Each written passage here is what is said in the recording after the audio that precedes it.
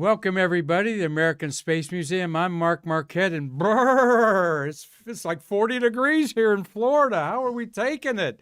Oh my gosh, everyone going crazy because it's so cold down here. But yeah, you live down here at 80, 90 degrees a lot. This does get cold, but wanted to make fun of that a little bit and wish all of you out there doing great on Facebook, YouTube, Twitch, and Spotify. And I'll toss this to Trekkie Techie Jessica there. Marty's behind the Streamlabs control panel there to bring you a great show today. And so we're all glad that you're with us. You can also hear this audio on Apple and Google podcasts. Not the same day. We're pushing them over there later. But we got a nice little program for you today. A couple astronaut birthdays, some significant days in history. We're really going to put on the Ritz for one of our favorite guys of all time, astronaut Bob Cabana, director of Kennedy Space Center for 12 years. So you're going to learn a lot about that man here today. But thank you all for being with us. And let's kick it off a little bit with some space history as I grab my glasses. In 1974, Skylab 4 woke up the three-man crew to the song On Top of the World by the Carpenters in 1974. There's the Skylab support crew button that I love to wear. And we say hi to Ed Gibson, the surviving crew member of those three astronauts, Bill Pogue. And I knew I was going to think it too quick. Bill Pogue and the commander was, I can see his face. You're going to kill him. Anyway, they're up in space in 1974. Jerry Carr was the commander. And also in 2003, we had STS-107, Columbia, orbiting the Earth and doing all this great science. And we celebrate their lives that were lost, of course, February 1st. They woke up to the song I Say a Little Prayer by Dionne Warwick, played for Mike Anderson from his wife. And Drops of Jupiter by Train was the wake-up song to the Blue Crew, dedicated to Kalpana Chawla. Love those wake-up calls that are so much part of NASA's manned spacecraft history. Also, on January 25th, 1994, launched from Vandenberg Air Force Base there, Trekkie Techie, where she lived for a few years, was Clementine 1, a very important moon mission that orbited the moon to look for resources, water. It was one of the first mappings of the moon after the Apollo era. Clementine 1, an important unmanned vehicle in space history, launched on this date, January 25th in 1994 from Vandenberg. But 10 years later, 2004, Opportunity, our Mars excursion rover, landed on Mars on this date, and we're going to talk a little bit about that. There are the bags that were deployed right before impact to encompass the spacecraft as it bounced about 20 times. They know exactly how many times it bounced. I think it bounced 30 feet in the air on the first impact and then came back down and bounced about 20 more times. And this was after Spirit had landed at the earlier part of January, about 3 weeks earlier. Spirit landed on Mars the same way. These were two identical rovers the size of a golf cart, basically. And when it landed, it made a hole-in-one in a crater, bouncing like 15, 20 times, rolled to a stop, and then, of course, the petals of those big balls deflate down, and the rover crawled off of the platform there. But that was an incredible hole-in-one. There is a artist rendering of the Spirit or Opportunity. They both looked alike on its mission, climbing up the walls of a steep actual photograph of some of the steep walls that it climbed up to. And here is the 15-year mission from up at the top left at Eagle Crater, where it did a hole-in-one. It spent some time the first year it took to go to Victoria Crater, and then it spent a lot of time over 3 or 4 years there at what was called Endeavour Crater, a crater about, I think Endeavour Crater is about 2 miles across, all right? This is a rendition from original NASA photos processed and captioned by our American Space Museum friend Ken Kramer, who does a lot of Mars work. And check his website out and and his Space Up Close website. He's got a lot of great work where he merges all of these NASA images of the rover together. And after all, the taxpayers own those images, and you can do with what you want with them. So we celebrate the Mars rover opportunity landing on Mars on this date, January 25th in 2004. And it had made so many discoveries. Look at this. I mean, does this look like Mars or the southwest of America, folks? And you've got layered, striated layers there. All right, Marty, if you do the arrows to show those striated layers about in the middle, okay, that only happens, folks, by layering water, and different layers are on top of water. So we know that this crater was full of water at one time. So finding the Martian bugs out there, as I say, I'm sure there's going to be roly-polies and blind Mars crickets in caves of Mars. There's got to be a lot of caves because one side of it is like a big pimple of 8 gigantic volcanoes. They even call it the Tharsis Bulge of volcanoes over there. So, all right, great. And I forgot to mention here, we have some friends that visit the museum, Linda and Jonathan from Hamburg, New York. How'd you all folks enjoy the museum? They said very nice. They're out roving around, RVing and enjoying the countryside in their retirement. Linda and Jonathan, we're glad to have you here with us. And our docent from also the Buffalo, New York area, Steve Izzo. Hey, Steve, he's sitting in there. Steve's become a great docent and a great addition in our museum. And if you live around here and watching the podcast, we're always looking for good volunteers. And from anywhere around here, of course. We don't require a lot of you, but sometimes we just need some warm bodies to help us out. Melissa Pope, she's watching there at the Space Coast Office of Tourism. Maybe she knows a few people over there at Cocoa Beach that might want to help us out from time to time. And I wanted to mention beautifully behind me here, I've got one of my favorite places to observe for over 30 years. This is on top of White Top Mountain in Damascus, Virginia, taken to my good friend George Fleener. Happy birthday to you today, George Fleener. Thank you for letting us use your artwork, your photography, and he does excellent astrophotography we share from time to time on Stay Curious. But little light pollution down there in Damascus, it looks like, but nonetheless a beautiful skyscape of getting on top of a mountain that I've done many times, and it's just as fun to go to the ocean and stargazing. I'm not going to bemoan that. So, all right, we move away from Mars, and we go next to some birthdays, Marty, and a happy birthday there to this gentleman, Bob Cabana. Bob's birthday. Let's treat these guys right here with my birthday hat, okay? Bob Cabana was, where's my notes on Bob? And Bob was born January 23rd. He celebrated his birthday Sunday. He was born in Minneapolis, Minnesota. And he grew up there in Minnesota, Washburn High School. He is pretty sure he's a Marine. Yes, of course he's a Marine. Hoorah to the Marines. His rank of colonel. He is twice a pilot, twice a commander of space shuttles. He currently is serving as the NASA Associate Administrator, okay, third in charge under Pam Melroy, and then, of course, Bill Nelson, 3 astronauts that have been to space there. And Robert Donald Cabana, we're going to hear a little bit more about him. I'm going to show you some candid photos of him in the museum and around the Space Center. Without a doubt, one of the more beloved figures of space history as far as leadership and what he's done. And Marty, you've met Bob Cabana. He's just a great, humble, wonderful human being. And we'll talk a little more about Bob here in a minute. But happy 73rd birthday to him on Sunday. And then this gentleman, Bill Reedy. Bill is 70 yesterday, January 24th. And on Mondays, we do backyard astronomy. So keep my hat on for him, born January 24th, 1952 in Quonset Point, Rhode Island. But he considers McLean High School, Virginia, his hometown.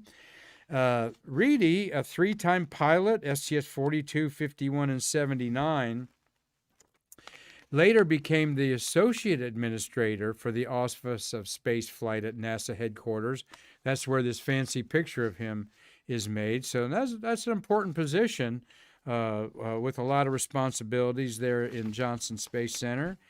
Like I said, 3 flights in 92, 93, and 96. And guess what? Where is our Trekkie techie? Yep, he loves Star Trek. There he is in whatever outfit that is. Jessica stepped out to tell me what he might be. I don't know if he's a science officer or an engineer or whatever. But anyway, obviously a good guy to want to put on some Star Trek stuff and take his picture. And he is very active still, serving on the board of directors for the Challenger Center for Space Science Education as his treasurer. And he's also involved with astrobiotics at the Carnegie Mellon Institute. That is a big egghead think tank. So happy birthday to Bill Reedy, a great astronaut, a great leader for NASA. We hope he's enjoying his 70th birthday. And we've talked about 10 shuttles of January. Every first of the month, we're going to talk about how many shuttles were in the air. So stay curious. In the air, Marty, in orbit. Marty, I'm saying Marty, I always like saying that, but this is the number of shuttles that we orbited. The launches were 10, of course.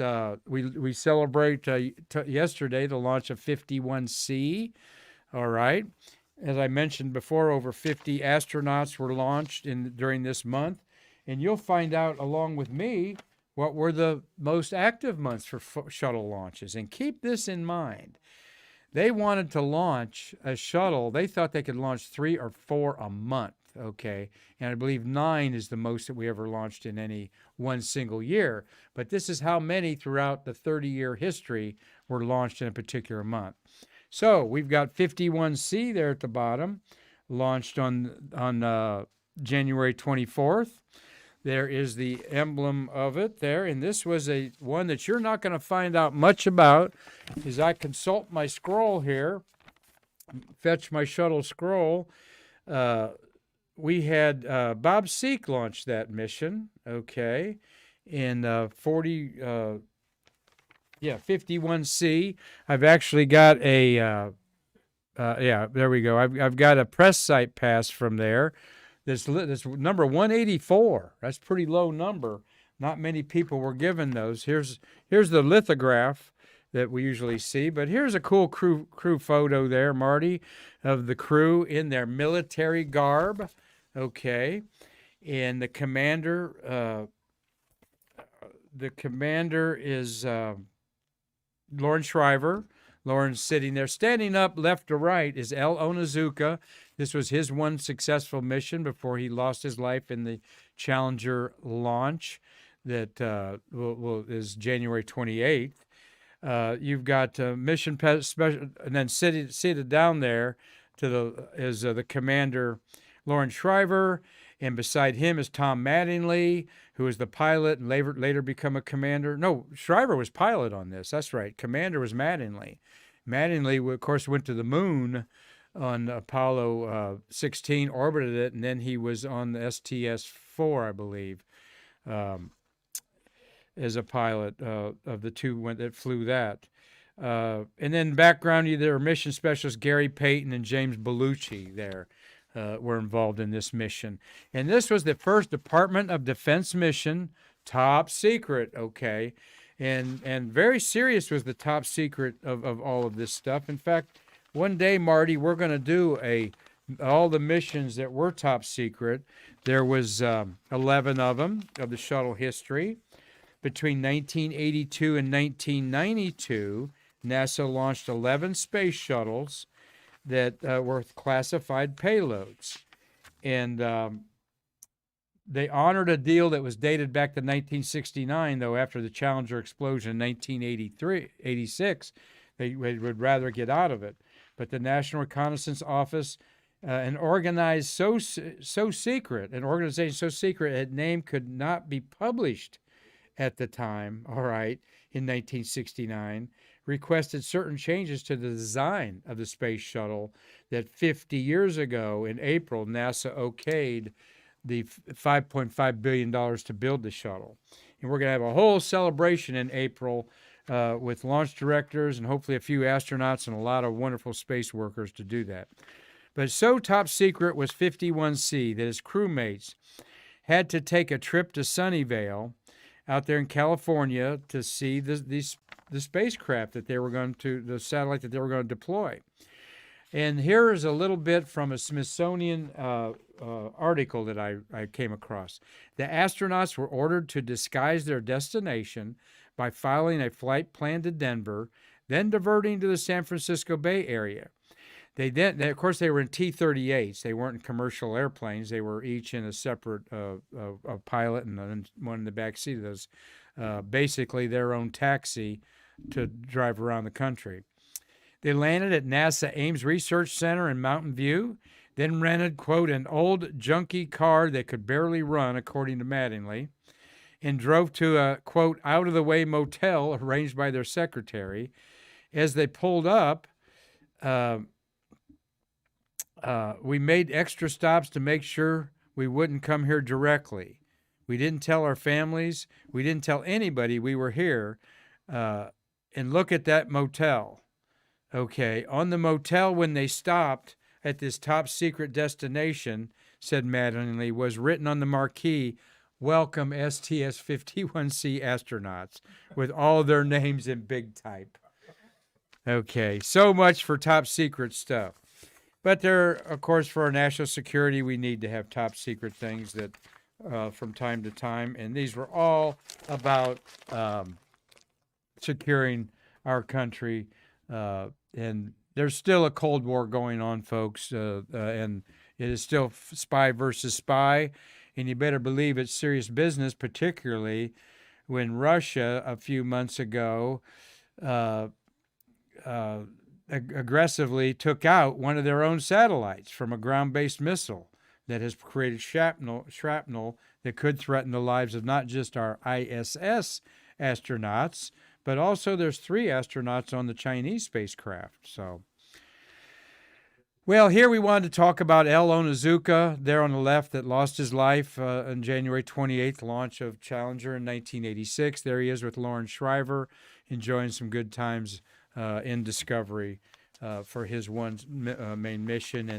And we've heard Tales from the White Room with Triple T talk well about Onozuka, one of his friends. In fact, Friday, we're going to talk about the Challenger launch, and Triple T will tell us, as a member of that White Room crew, what went wrong with the hatch that created a delay on January 27th, and they had to launch the next day on 28th. So stay curious about that with Tales from the White Room on Friday. Well, we wanted to brag a little bit about this wonderful man, though he'd probably be ashamed that we're spending more time on him. Bob Cabana, here he is with our godfather. In the middle there, Charlie Mars in our Cape Canaveral room a few years ago. And there is Bob Seek. Actually, this was after Bob Cabana delivered the keynote address at our Astronaut Memorial 2 years ago. And then he came down and checked out the museum. Bob Seek on the right launched 57 shuttles, including Cabana's on there. A little bit about Bob, that as we share some sights, there he is with our director, Karen Conklin, in our opening hallway there. Actually, has Karen's husband, Mark's in the background there. He's president of one of the local Rotary clubs there. But Bob Cabana, just a big smile on his face all the time. Yes, he does know us and speaks very highly of us.